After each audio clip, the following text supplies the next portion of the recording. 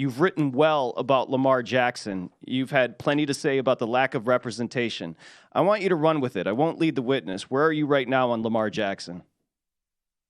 Well, he needs an agent now more than ever, especially when he gets into this situation with the non-exclusive franchise tag.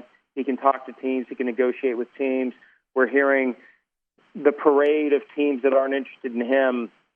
If you have an agent who is very knowledgeable and who has relationships throughout the league, that person can make phone calls. That person can make things happen.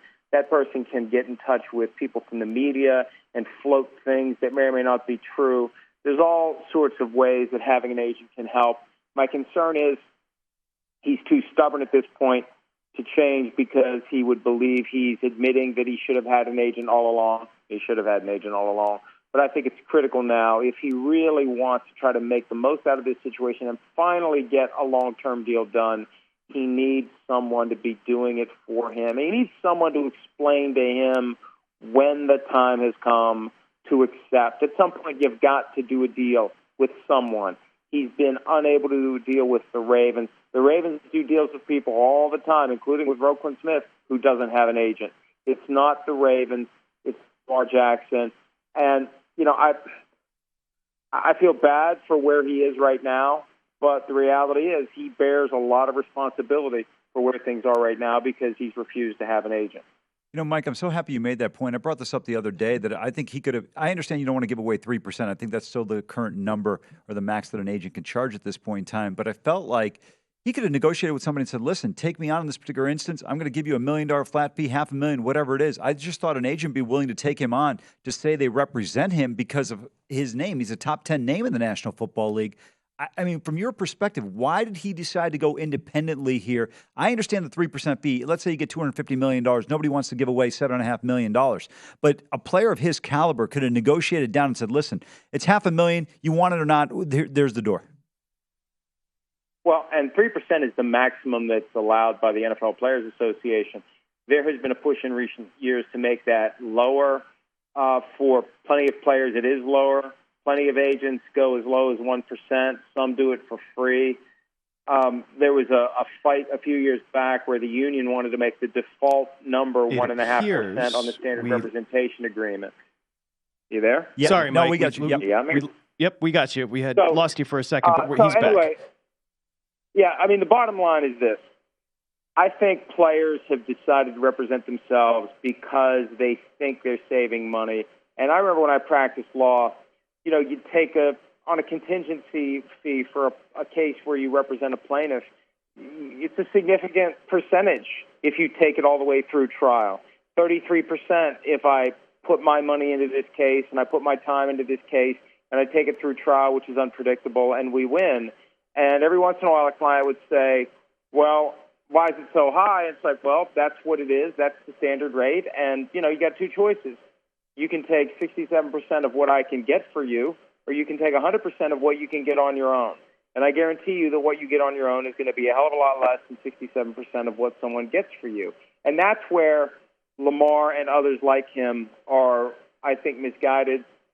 100% of the pie they get on their own is going to be a lot less than 97, 98, 99% of the pie that an agent gets for them.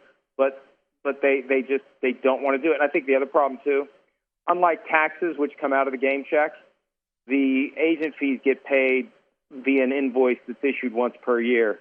So it hurts a lot more to write that big check, especially when you think all the guy did was send a few emails. I could do that. This isn't hard. And I think players don't understand everything that a good agent does, especially in a complicated case like this one. Mike Florio, the Jets were hanging out in Malibu with Rodgers on Tuesday. Are they going to get a deal done here? Well, they better get a deal done, because if they don't get a deal done with Rodgers, what are they going to do? Who are they going to get? Where are they going to go? Jimmy Garoppolo? Hey, Jets fans, you've been excited for a week now about Aaron Rodgers. Sorry we weren't able to do the deal. How about Jimmy Garoppolo instead? Please renew your season tickets by March 18th. I mean, come on. They've put themselves, I think, in a very tough spot. And I think that Rodgers has all the power now if he goes there. They went to him. You know, I always pay attention to little things like that. when Greg Penner wanted to hire Jim Harbaugh, Harbaugh didn't go to Denver to meet the Broncos CEO. Penner got on a plane and went to Ann Arbor. When Rodgers and the Jets are talking about getting together, it's not Rodgers going on a plane to New York. It's ownership. It's the brother of the owner. It's the team president. It's the head coach, the GM, the offensive coordinator, all getting on a plane and going to see Rodgers. They're bending over backwards for this guy. So, it just feels like that's the Jets' best option and maybe only option. I think at this point, as far as it's gone, they've just got to get this deal done. Now, Rodgers could decide to do something else, but the Jets had better do everything in their power to get this done. Are you surprised at all that there's speculation of, potentially it was the Raiders, I understand, that now Jimmy Garoppolo is being floated to a few different teams. To me, is there anybody else in this market that's going to move the meter at all? I mean, Carr signed with New Orleans, and now Rodgers is the last piece. Is there anyone else that would intrigue you for any of these teams? Well, Tom Brady, if he wakes up at some point in June or July and changes his mind about not playing, and I think he could pass a lie detector test right now when he says, I'm done. But, I really think he believes it. And he may believe something very different when football season rolls around. But you're right, there aren't a lot of names out there that are going to get people excited. There are going to be names, but not names that get people excited. And my concern, if I'm Jimmy Garoppolo, is if I sign with the three teams that have been linked to him recently, the Raiders, the Panthers, the Texans, that I'm the starter until the first round of the draft. And then Raiders, Panthers, Texans, one of those teams drafts my replacement, and then I become this year's Mitch Trubisky. And there's a guy every year that is the starter unquestioned for 6 weeks. And then it's like, well, when are you going to get benched? And he's been through that 2 years ago in San Francisco. And after the 2021 season ended, he said, I wouldn't wish that on anyone.